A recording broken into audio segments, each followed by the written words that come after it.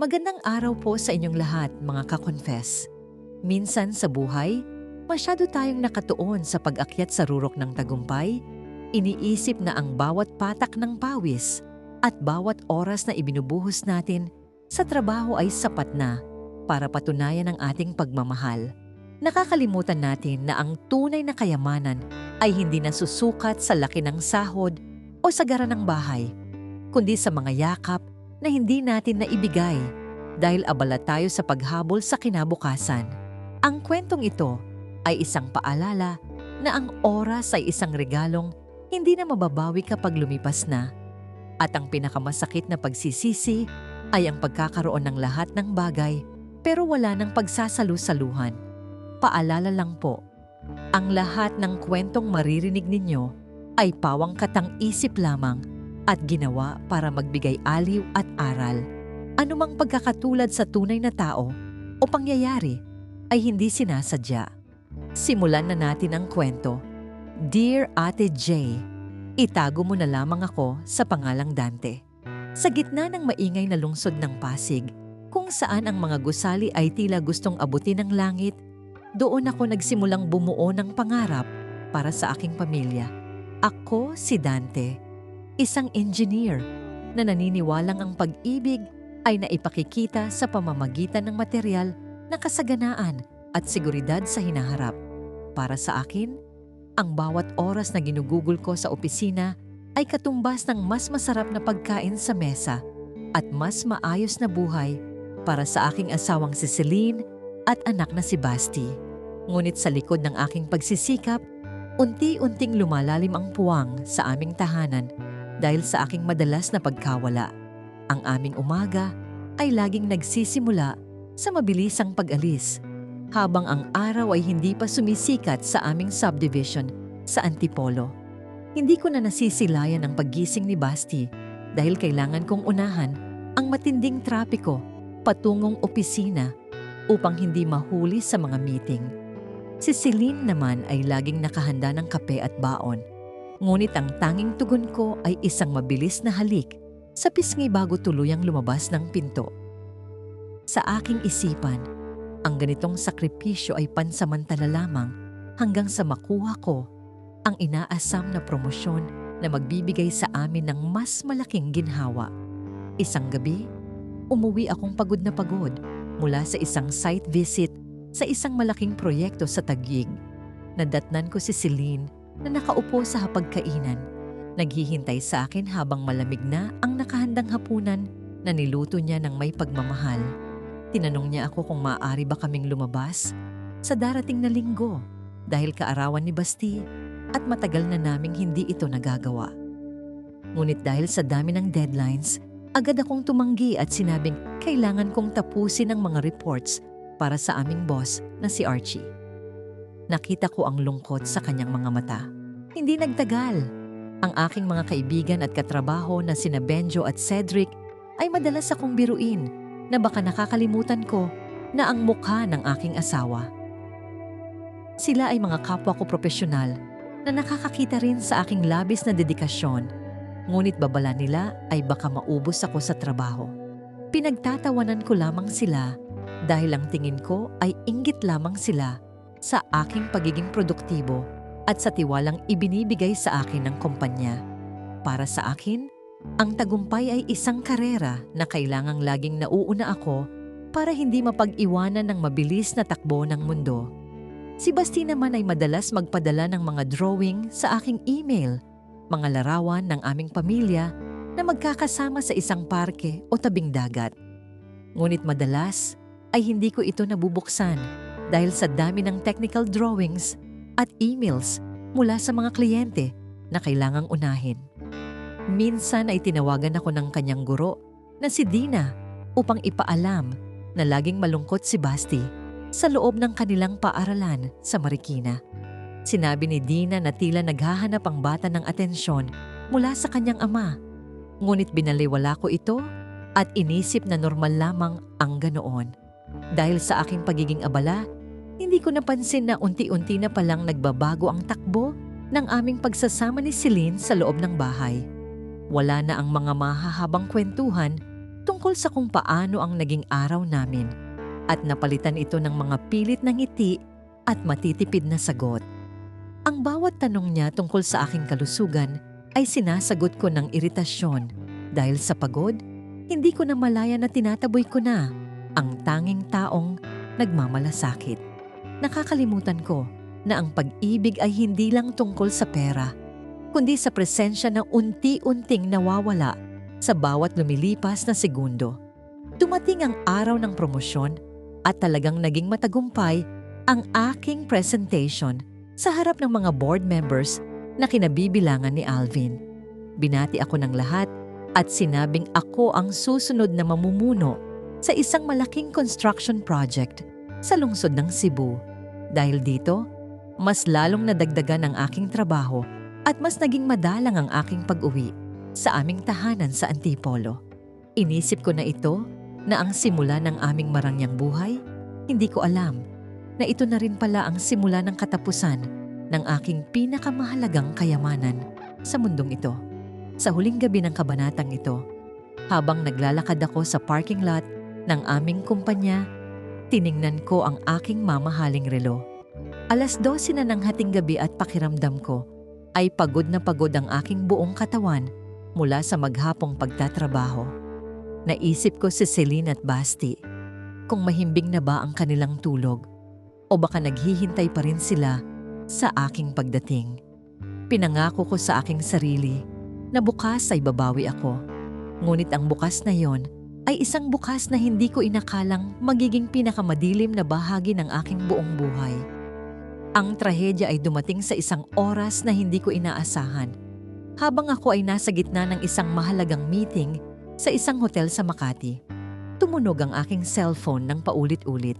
Ngunit dahil sa higpit ng aming diskusyon, binaliwala ko muna ang tawag mula sa isang hindi kilalang numero. Pagkatapos ng 2 oras, nang sa wakas ay tiningnan ko ang aking phone, nakita ko ang maraming missed calls mula sa kapatid ni Celine na si Bianca.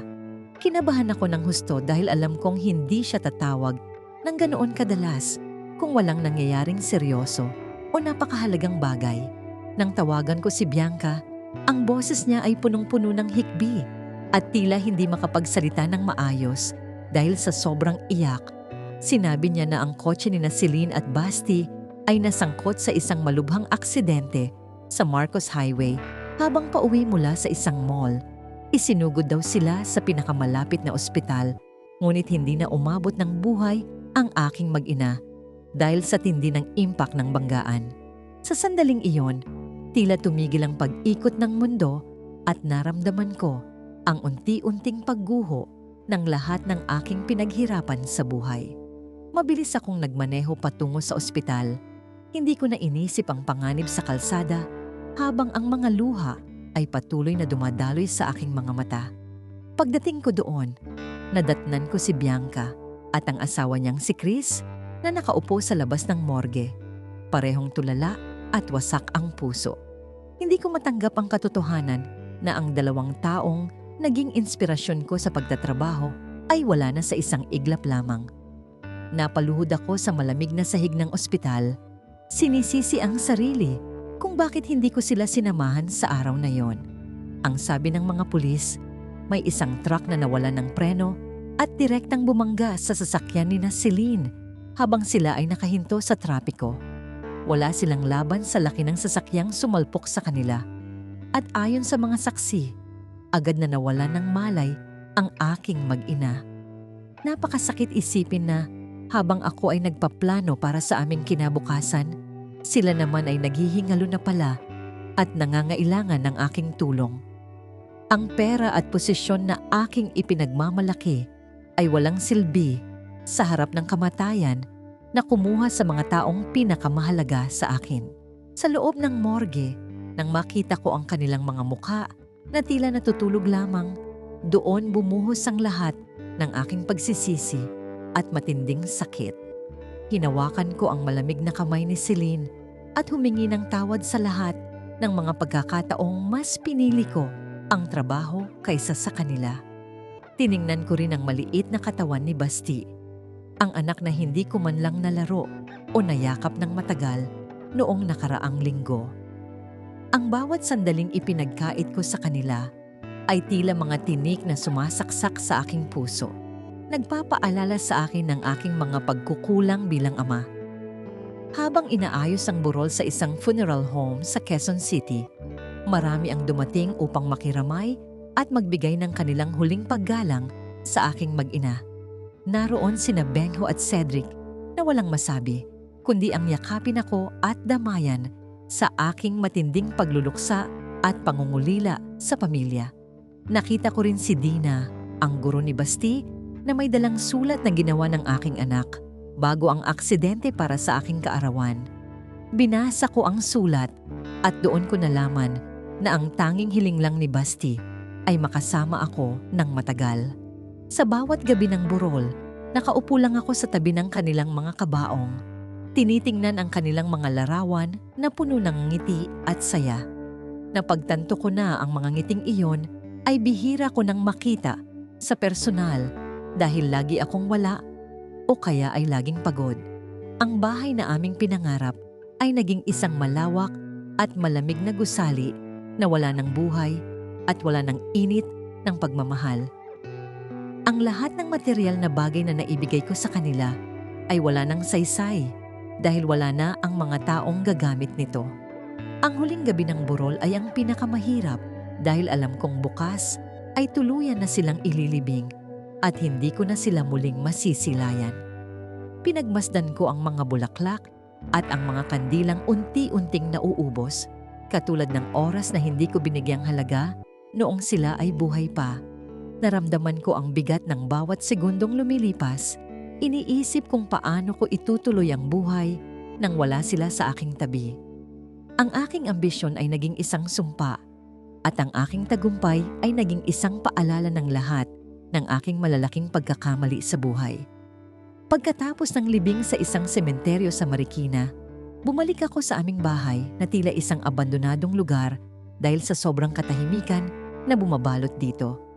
Ang bawat sulok ng bahay ay may alaala ni Celine at Basti, mula sa mga laruan, sa sahig, hanggang sa mga damit na hindi pa nalalabhan. Pumasok ako sa aming kwarto at doon ko nakita ang isang notebook ni Celine kung saan nakasulat ang kanyang mga panalangin at pangarap. Isinulat niya doon kung gaano niya ako kamahal at kung paano siya nagtitiis sa aking kawalan dahil alam niyang para sa kanila ito. Lalo akong nadurog nang mabasa ko ang huling entry niya kung saan sinabi niyang umaasa siyang balang araw ay makakauwi ako ng maaga para makapaghapunan kami. Ang simpleng hiling na yon ay hindi ko na ibigay dahil mas inuna ko ang mga deadline at ang pagpapakitang gilas sa aking mga boss. Nagpunta rin ako sa kwarto ni Basti at nakita ang kanyang mga drawing na nakadikit sa dingding, mga pangarap na hindi na matutupad. Naisip ko kung gaano ako naging bulag sa mga tunay na pangangailangan ng aking pamilya habang ako ay naghahabol ng pera. Sinubukan kong bumalik sa trabaho pagkatapos ng ilang linggo, ngunit wala na ang dati kong sigla at interes sa mga proyekto na dati ay inuuna ko. Nang pumasok ako sa opisina, nakita ko ang aking lamesa na puno ng mga bagong task at mga memo mula kay Alvin tungkol sa Cebu Project. Ngunit sa halip na matuwa, nakaramdam ako ng matinding pagkasuklam sa bawat papel na nakikita ko dahil ito ang nagnakaw ng aking oras. Nagpasya akong mag-resign sa aking posisyon, isang desisyon na ikinagulat ni na Archie at ng lahat ng aking mga kasamahan sa opisina. Kinausap ako ni Benjo at tinanong kung bakit ko tatalikuran ang lahat ng aking pinaghirapan sa loob ng maraming taon sa aming kumpanya. Sinabi ko sa kanya na ang lahat ng ito ay basura na lamang sa paningin ko dahil hindi nito maibabalik ang aking asawa at anak. Anong silbi ng mataas na sweldo kung wala akong paglalaanan nito? At anong silbi ng posisyon kung ang puso ko ay wasak at walang laman? Naintindihan niya ako at sa kanyang mga mata ay nakita ko ang takot na baka magaya rin siya sa aking malungkot na sinapit. Naglakbay ako sa iba't ibang lugar sa Pilipinas. mula sa payapang dalampasigan ng Batanes hanggang sa mga kabundukan ng Sagada upang hanapin ang aking sarili. Sa bawat lugar na aking pinupuntahan, nakikita ko ang mga pamilyang simple lang ang buhay pero magkakasama at masaya sa kabila ng kanilang mga kakulangan. Doon ko mas lalong naramdaman ang bigat ng aking pagkakamali na ipinagpalit ko ang tunay na kaligayahan para sa mga bagay na lumilipas lang. Napagtanto ko na ang pinakamahalagang investment sa buhay ay ang oras na ibinibigay natin sa mga taong tunay na nagmamahal sa atin. Isang hapon habang nakaupo ako sa isang bench sa Luneta, pinapanood ko ang paglubog ng araw at ang mga batang nagtatakbuhan sa paligid ng parke. Nakita ko ang isang ama na kalaro ang kanyang anak at sa kanilang mga tawa ay narinig ko ang tinig ni Basti na tila tumatawag.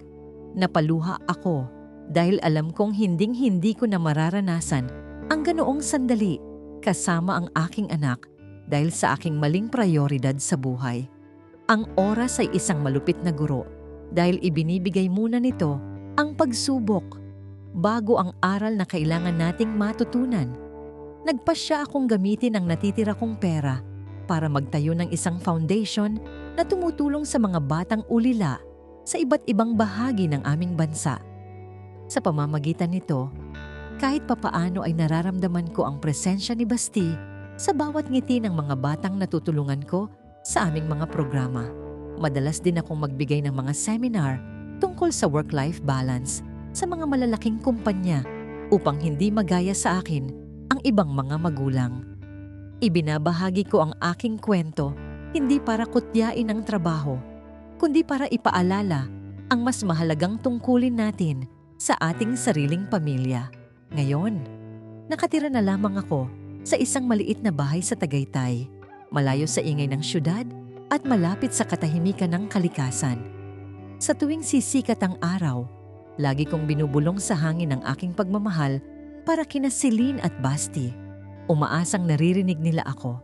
Ang aking kwento ay isang buhay na patotoo na ang pera ay kayang kitain kahit kailan.